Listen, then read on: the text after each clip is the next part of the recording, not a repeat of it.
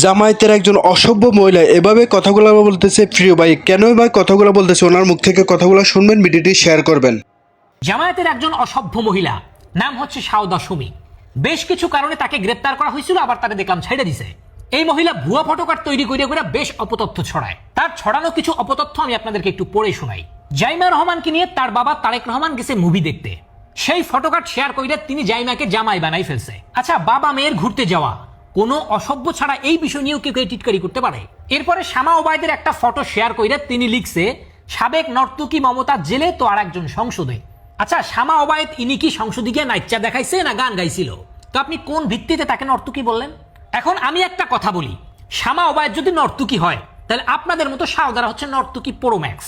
আর একটা পোস্টে তিনি একটা ফটোকার্ড ব্যবহার করছেন, সেখানে লিখছেন বাসা বাড়িতেও সন্ধ্যার পরে অকারণে লাইট ফ্যান ব্যবহার করা যাবে না। ভালো কথা। পরে লিখছে তদারকিতে থাকবে ছাত্রদল যুব দলের নেতাকর্মীরা। এই কথা নাকি রুহুল কবির রিজভী সাহেব বলছে। আচ্ছা, রিজভী সাহেব এই কথাটা কোন জায়গায় বলছে সেই ভিডিওটা একটু দেখায়েন তো। এইরকম অপতথ্য না ছড়াইলে কি চুলকায়? আরো একটা ফটোকার্ড শেয়ার করছে, হরমুজ প্রেরণা অনুমতি পাওয়া বাংলাদেশের 6 জাহাজের 5টিতেই কোনো পণ্য নাই, পুরো তালিকা পাঠিয়েছে সরকার। এই তথ্যটা আপনি কোথায় পাইছেন? এটার আবার ক্যাপশনে লিখছে খাম্বা ছিল কারেন্ট ছিল না, পাম্প আছে তেল নাই, জাহাজ আছে পণ্য নাই, মাথা আছে ব্রেইন নাই। এখন আমি বলি কি, আপনাদের মতো মহিলার পরনে বোরখা আছে, মাথায় হেজাব আছে, কিন্তু আপনাদের ইজ্জত নাই। বোরখার হিজাব পইরা এর মধ্যে দুনিয়ার শয়তানি নিয়ে ঘুরেন। এখন এই অপতথ্যের বিরুদ্ধে ব্যবস্থা গ্রহণ করতে গেলেই বলে বাক স্বাধীনতা হরণ করছে। এই মহিলা তার একটা বক্তব্যের মধ্যে বলছে তিনি আইনের শাসন চায়, আইনের শাসন চাই, কিন্তু তিনি দুনিয়ার অপতথ্য ছড়ায় বেড়ায়। এটা কি আইন দ্বারা বৈধ? আবার তিনি বলছেন তিনি নাকি ভয়মুক্ত পরিবেশ চায়। ভয়মুক্ত পরিবেশ চাই। ওই দিক থেকে তাদের নেতাদের ভয়ে আমার বোনেরা ঠিক মতো স্কুলে যাইতে পারে না, ক্লাস করতে পারে না, তাদের দ্বারা শিলতাহানির শিকার হয়।